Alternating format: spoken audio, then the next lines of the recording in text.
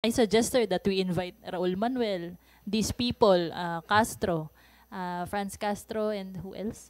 Basta yung mga party list po ng Makabayan Block, baka sabihin nila one-sided yung story eh. Di, alika dito Raul at mag-usap tayo ng mga pinagagagawa natin noon, sir.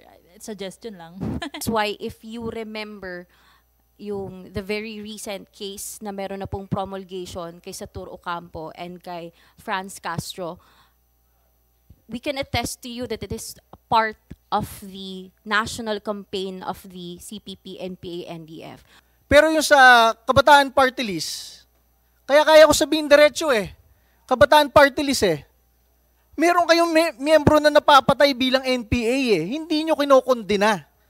Kung kinokondina nyo, baka mag-stand kami kasama ninyo sa pagkondina ninyo. Eh hindi nyo kinokondina eh. Diyan nagsisimula yung vagueness ng red tagging.